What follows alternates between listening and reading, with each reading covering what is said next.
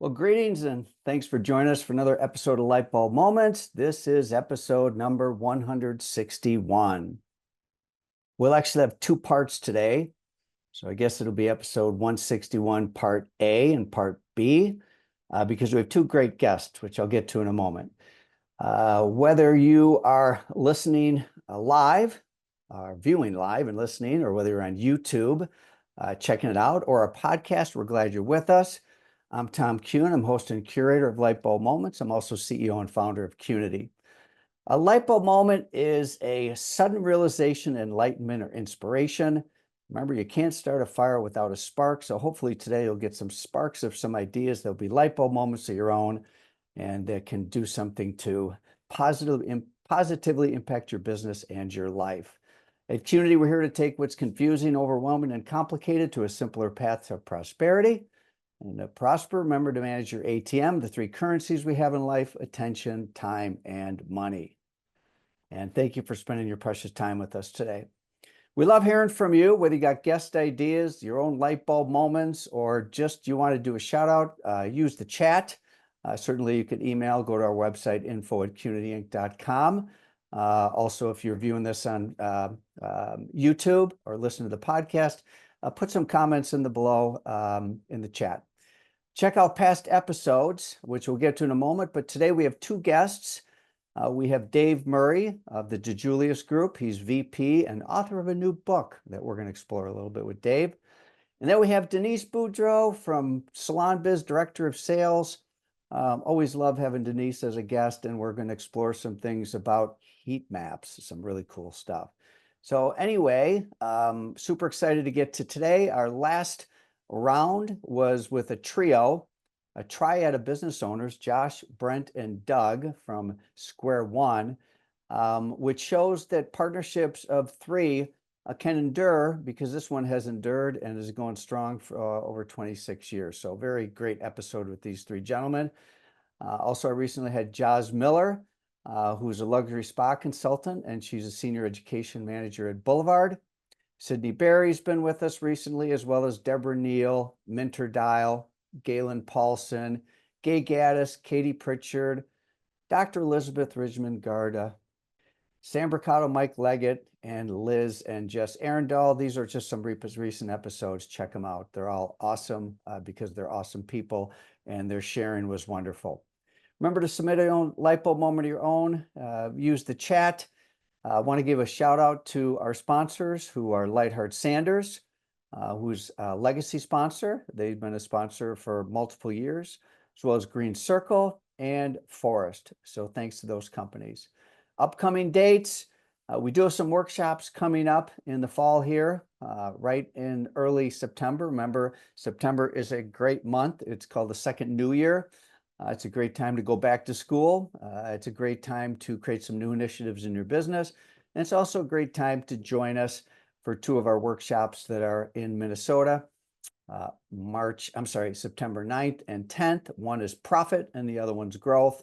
So definitely it's a great thing to send managers to or attend yourself if you're an owner or a leader. So you can definitely check those out. We'll put in the chat how to enroll. Also, we have a succession masterclass coming up on October 7th. I always love teaching this class. That also will be in Minnesota. Don't forget to check previous episodes of Money 02 by Erin. She's got some fantastic guests that she brings to the stage. So she drops these episodes, and they're just amazing people she talks to. Lightbulb moment this week. Well, this is the first episode as a grandfather. Erin had a child yesterday, a little Rian, healthy, happy. Everybody's happy and healthy and excited. So big news. A lot of light bulb moments about that. I'm sure you could pick my brain about that. I'm sure I'll have pictures and stories as we come in upcoming weeks. So that's a big one. And then the other one is last week, I mentioned a book that I've started to read, The Obstacle's the Way. And I got a nice note from someone that's started reading that book.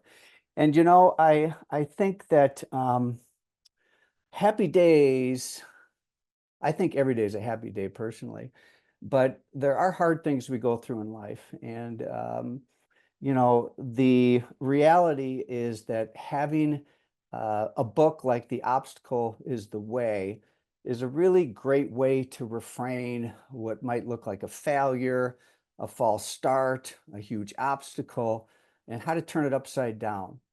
And I'm going to continue to share some things about that. But the most recent one, recent chapter I read, was all about the process. And we have these big audacious goals. I certainly hope you do. I hope you have light bulb moments that you have turned into a 9 grid and has turned into some massive, huge project initiative, whatever. But the process is really very, very much about success.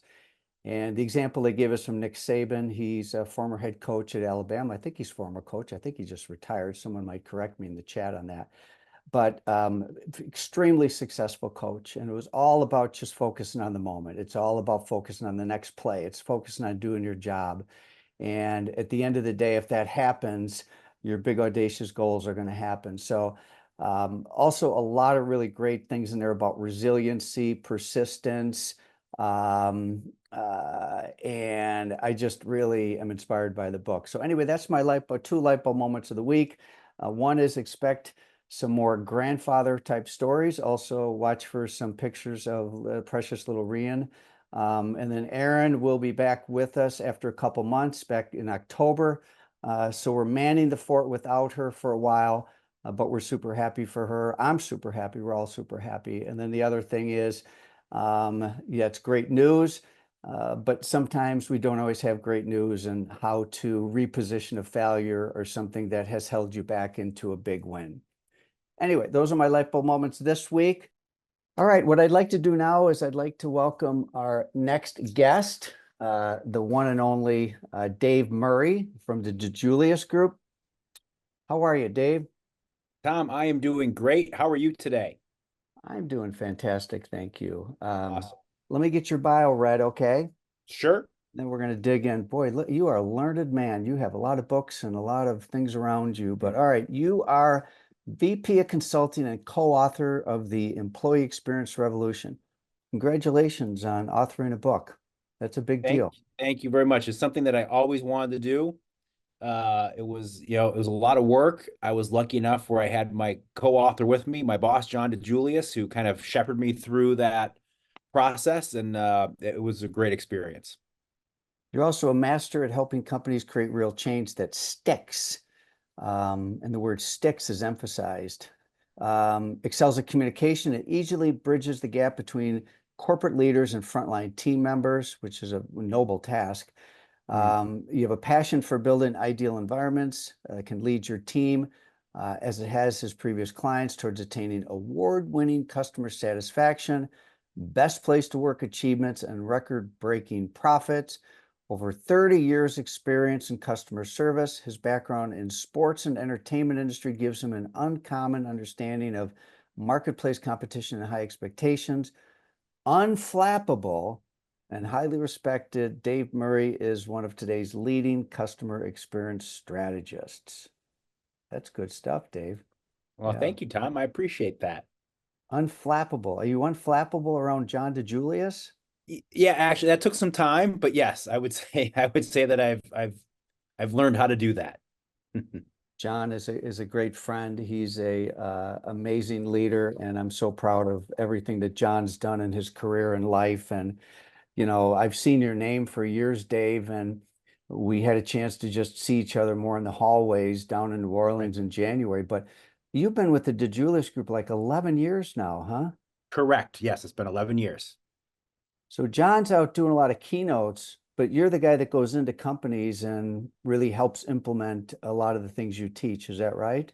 That is correct. So both John and I do keynotes. He does more keynotes than I. Both John and I do consulting. I do more consulting than him.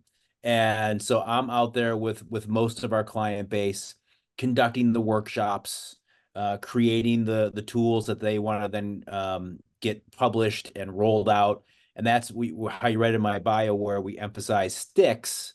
We want to make sure whatever we create does stick because we all know this, that when you bring someone in like me or any other consultant, It's a feel good, right? We get together for a day and we focus on, in our case, our client experience, whatever it is you're looking at that day. But we know the reality is, if you don't have a plan in place, that's going to wear off. We say customer service training is a little bit like deodorant. It's really good the first day, okay, the second day, and then it starts to just disappear on you. And that's what happens. And so we know that we need to create not only the great content to roll out to team members, but then also have a strategy in place so that it's talked about and it really becomes part of their culture going forward. Certainly, you have been very active in the beauty and wellness space, but Mhm. you have a very impressive list of other companies. What are some of the other companies you've worked with? Oh, it's been amazing. We are all over the place when it comes to industries. There are days where I'm going to visit a client and I'm wearing a hard hat because I'm walking around a plant, and there are other days where I'm in walking through an OR in a hospital. But we are all over the place. So we're working with hospital systems. Obviously, patient experience is really big right now in their world. So they're looking for some additional assistance there. We work in traditional hospitality that you would think of, traditional retail, but we're in manufacturing. We're working a lot in business to business right now with organizations that are retaining business clients. That's because client attrition is such a big thing for them, right? That retention of that client can mean millions if they're doing it well. So yeah, we're all over the place, and for me, it really keeps it interesting because every day is different. I'll give you an example. I'm flying out tonight, going down to Charlotte. I'm working with CATS in Charlotte, and CAT stands for the Charlotte Area Transit System. And so we're helping them work on some of their customer service standards, whether you take the bus, whether you ride the light rail, all the touch points they have. So it's always interesting. It's always something different. That's super cool. Now, you shared something with me yesterday. I'm sorry, I'm a baseball guy, and so forgive me if you're not a baseball fan, but I'm a baseball fan. You're a baseball fan, so is John Yep, DeJulius. You used to work with the Cleveland Indians, now known as the Cleveland Guardians, right? I did. Yes. And you had this a very interesting perspective around that, and which I think is a good segue into the topic that you actually wrote the book on, which Hmm. was employee experience. So just let's give just a quick description of the book, and then I want you to share the story you shared with me about, sports and entertainment and employee experience. But a little bit first about the book. Sure. The book is called The Employee Experience Revolution, and it's all about making sure that you as an organization are focused on your internal culture and also train your leaders to actually lead within the culture that you're trying to cultivate, as opposed to just having them lead for results or numbers, but also for that shared vision and really having that well-rounded team member that's happy and is going to stick around. And so, really, one of the interesting things that one of the research items we found while we were researching the book, which I think helps explain why this book is needed. There's a statistic out, Tom, that 82% of managers today across the U.S., so in U.S. businesses, 82% of them are referred to as accidental managers. And what that means is they have the job knowledge, right? They've done the job, but they don't have the managerial knowledge. They were never given the training on how to be a manager, how to be a leader. And we've all been there, right? We've all seen it where someone got promoted because we were worried we were going to lose them, or someone got promoted because they're our best producer, so we got to keep them happy and make them a leader and give them a team. But a lot of times organizations don't have the managerial training to back that up, the standards that they want to have in place. So 82% are accidental managers, and about 25% of those have worked their way up to senior leadership. So that's a lot of accidental managers out there. And coincidentally, one thing we found in our research, the term accidental manager is not new, it's been around, but there was a surge after the pandemic. So prior to the pandemic, that number of accidental managers was more around 60%. So it was still high, but it really shot up after the pandemic as organizations were struggling with hiring and retaining employees. So now it's at a level that it's almost like being on that hamster wheel that you can't get off because you're putting people in roles and they're not well prepared, and sometimes they're doing more harm than good, and your team retention isn't improving. So there's a lot of things that can go wrong when you're not focused on making sure that your managers, supervisors, whomever are really trained to lead the way you want to lead your organization. I think that's a really fascinating. I've never actually heard that term accidental manager, but I think myself and all of our listeners instantly understand what it's mean. But that's a Mhm. staggering number here. It is. 82%. Yeah. Do you have any other stats like that that just kind of jump out at you that because you're a little bit into the research, not that this whole forum is Mhm. about research and data, but do you have any other compelling stats on like employee engagement or anything like that? Yeah, so we did find some great stats while we're going through this, and there are so many thanks to organizations like Gallup that do this research and others that have this research readily available. But employee engagement is so important, and organizations that focus on employee engagement can really increase their revenue in things that we don't always think about when we think about revenue, right? A lot of times revenue, we just think about the sale and rebooking or client retention. But it's amazing how many organizations lose money just simply on having to replace employees. So here's one statistic that I thought was pretty fascinating. To replace the average employee, so an employee leaves your organization, to replace that average employee usually costs about half of their annual salary to find the person, get them trained, get them back up to speed, etc. However, when you lose a rock star, that number shoots up to 2 times their annual pay to not only Oh, replace them, find a person to get to their level, but also the money you're losing with the time that you don't have them, and you're training someone else to try and get back to what they were producing. So the cost of losing people is staggering. And we've always known, it's always been talked about, staffing can be difficult and it's a pain point, but I don't think organizations look enough at how much is actually costing them and how important it really is to try and avoid that, or at least extend, right? If you think a lot of organizations, if they could just extend the average tenure of their employees by 6 months, a year, how impactful that would be for their bottom line to not be kind of constantly going through that. And here's one other thing that I think is really interesting. And this is a stat that we've been talking about in our consulting for a couple of years now. It didn't come out of just the book, but it still holds true. When you talk about your employees and how well they're going to perform, right? How well they're going to do in their jobs, but also how long they're going to stay with you, right? So when you combine those two factors, how well they perform, how long they're going to be around as an employee, one of the biggest indicators and one of the biggest effects on that is the relationship that they have with their direct manager, right? The relationship that they have established with the person that they report to. The stronger that relationship is, the more that I feel that as my boss, you got my back, all those things, I'm going to stay longer and I'm going to do better work. So it really kind of baffles me a little bit why more organizations don't actually see that and use it as a strategy that their managers should be focused on building those relationships and supporting their team members because their output will be that much greater. But a lot of organizations just don't see that and don't make that switch. fascinating stuff, Dave.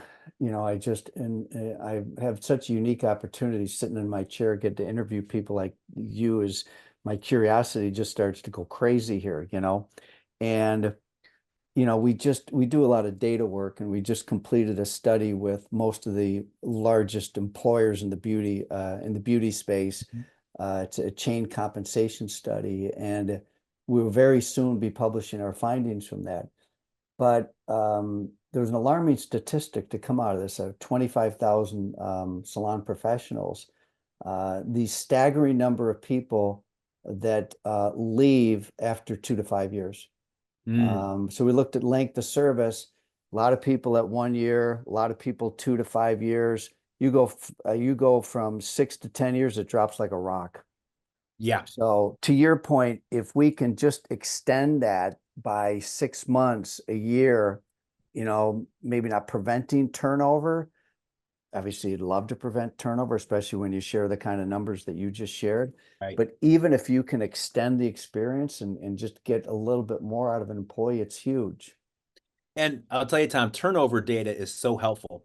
we use that in our consulting workshops when we're working with an organization of where their turnover exists. And what I mean by that is, where is it happening in the life cycle of that team member?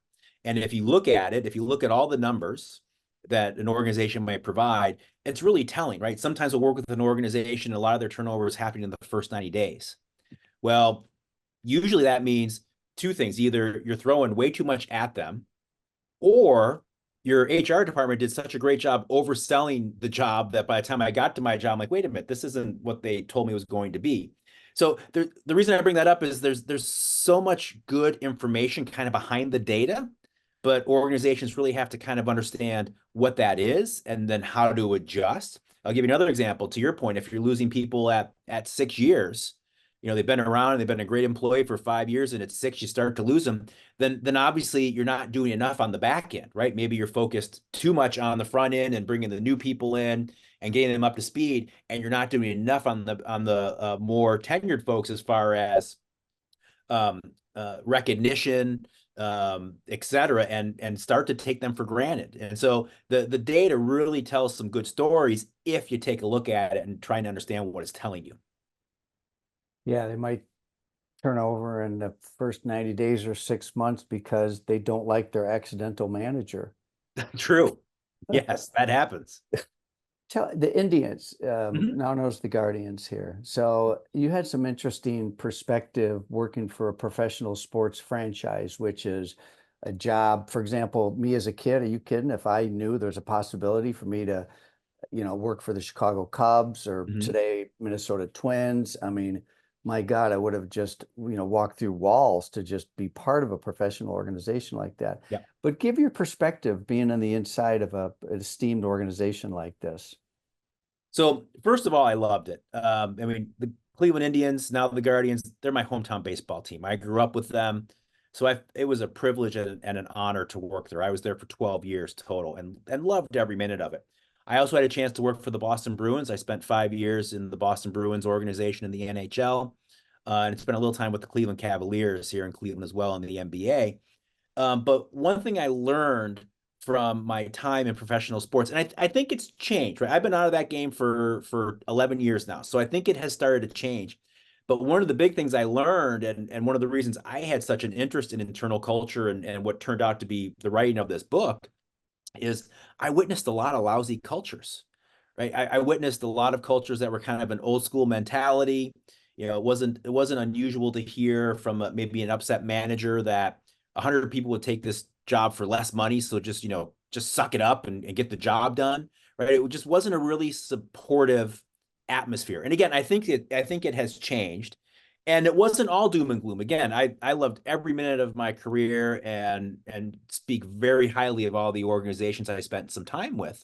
But there is this kind of underlying prevailing lousy culture mentality in that industry. And partly because it's a little bit of a glamour job, right? It is a sought after position. So people may feel taken for granted every once in a while.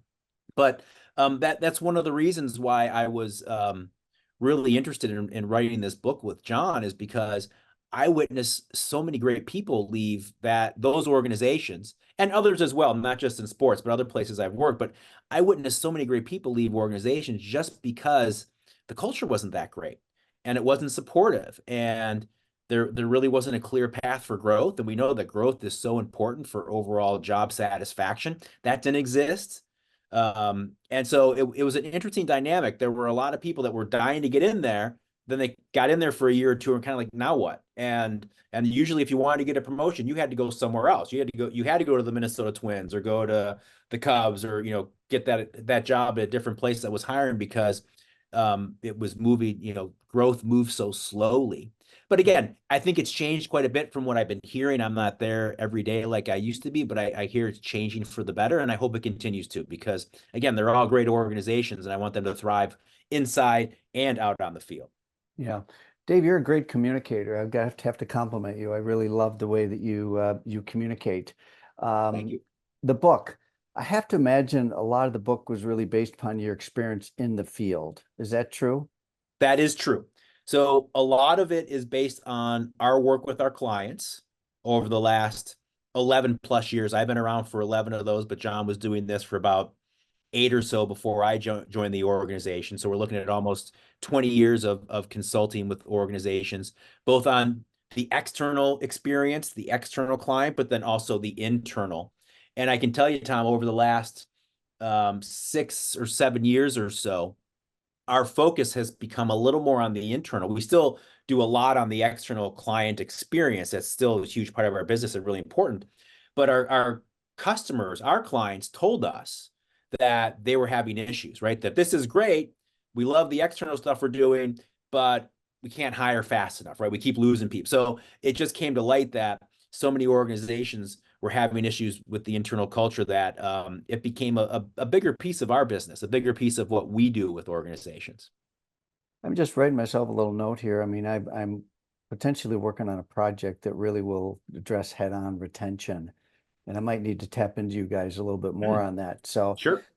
so now the book, I haven't read the book yet, and we got a little bit of a backlog of books here. I will get to it. I haven't, and I know that a lot goes into it, and it sounds like you and John had a really great I've talked to John several times about writing books, and Mm-hmm. he says that at the end of every book, he says, I'm never writing another book, And Yes. then a little bit of time goes by and he writes another book, and which is amazing. I mean, a lot of Yes. people, including myself, talk about writing books.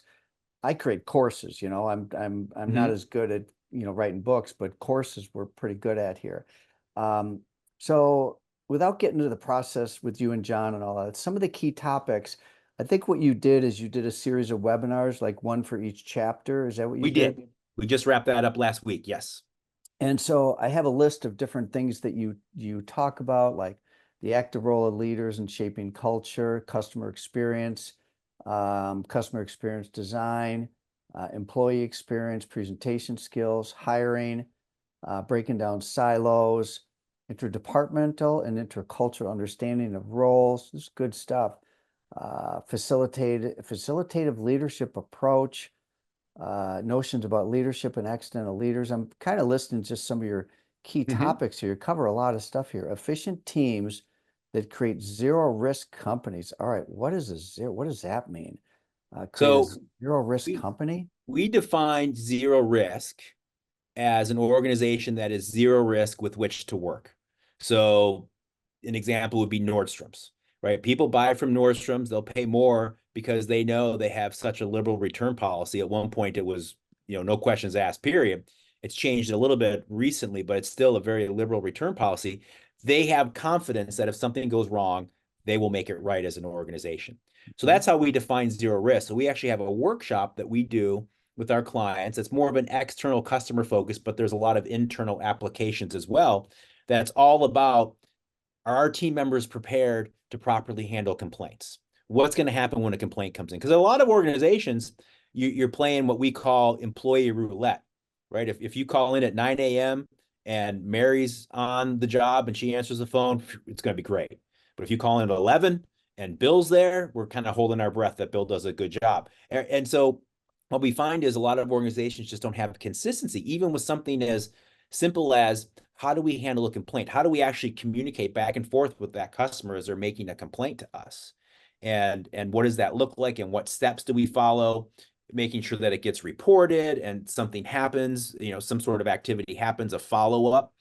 And also handling difficult conversations, being prepared for those so that your team members have the confidence to go into that conversation with maybe an upset customer or an upset coworker and know that they have the ability to handle that well because they have the training to do so. And so many organizations don't have training when it comes to handling a bad situation, handling where we drop the ball, handling where a customer was upset and voiced that to us. They're kind of left to their own devices to figure out how to handle that. And obviously, some people just naturally do it better than others. But we know if we create some training, we can train our folks on how to consistently handle that. So it doesn't matter if you get Mary or Bill or whomever, it doesn't matter if you call in at 8 o'clock for the overnight crew at 8 p.m. versus 8 in the morning, you're going to get a consistently good response, a consistently good experience. And so zero risk has applications both internally and externally. Yeah, that's a great unpacking of that idea. So, is there anything else from the book? I mean, I'm looking at some really great topics, and we'll talk about how to get the book and all that stuff and the name of the book in a moment here. Any other favorite parts of the book that you want to highlight before we move into wrapping up here? So, a couple things come to mind that I'll share quickly here. When we talk about internal culture, and you mentioned it, Tom, when you talked about that one thought process of tearing down silos. When we work with organizations, I am amazed at how much lack of communication gets in the way and how many assumptions are in place, right? That maybe the service department says about the sales department, oh, that's their job. They're getting paid for that anyway. And sales thinks that service is handling it. And then it's the customer that's left out in the cold, right? With no answer, no response. And it happens all the time. But what we have found is organizations have a hard time identifying that and then putting a fix in place, right? It just kind of continues to happen. And it has a really negative effect on your client experience. So one of the things that we do came out of this book, and we started to do it a little before the book, is really identify those important internal handoffs. Because wherever you have an internal handoff within your organization, there's a customer somewhere that's waiting for a response, waiting for a product. They're going to be affected either positively or negatively based on that. And so making sure that those handoffs are well defined and everyone knows what to do. It's not just a cold transfer from one phone line to another and that customer has to tell their story again. Really, a warm transfer is an opportunity for one team member to set another team member up for success. But too many organizations aren't looking at it that way. It's just kind of like part of doing business and they hope for the best, but don't really have a process in place to make sure that the things they want to have happen are happening. So that was just a big one for me, that there are so many, if organizations just took some time to look internally, right? They're always focused on getting the next client, getting the next customer, and that's really, really important. But if they took some time to look internally, they'd probably find some issues and hopefully some solutions that would help their external experience and also help their bottom line. Wise words are spoken. The name of the book is The Experience, the Employee Experience Revolution. Yes. And should they go to Amazon? Should they go through you? You mentioned something about some signed Yeah. copies. So you can buy it anywhere you buy books, anywhere you're comfortable buying books, but we do have an offer. If you buy it through us directly at the Dijulius group, we will send you a signed copy signed by both John and myself. So if you're interested in that, you can go to it's TDG dot. So TDG stands for the Dijulius group. So TDG dot click/EXR book, and you can find that offer there. What a great guest, man. Good to spend time with you, both in our prep call and live like this. Yeah, it's been great. So I knew there's some brains behind this operation. Hey, listen, John, I think I can see you're a dynamic duo. You're both very smart guys, very passionate about what you do. And sorry it's taken me this long to get to know you a little bit, Dave, but I think that our listeners have had an opportunity to get to know you too. So hopefully they'll read the book and then, explore maybe working with you guys. So. That would be great. We're always happy to help. All right. Well, listen, you also let's give Dave a virtual round of applause here. You also will get $1 million light bulb here that Awesome. you can put amongst all your trophies over there. I got a Uh, spot for it right there, so it's visible. all right. We'll have to have you on as a guest again. So I think that we just scratched the surface with several of these ideas that you live and breathe every day, and your expertise is phenomenal. So thanks again. You are welcome. I'm happy to join anytime, Tom. And congratulations again to you. I appreciate that. All right, everybody. Thanks for another episode of Lightbulb Moments here. We are on next week. We have a great guest. Watch for your email who she is.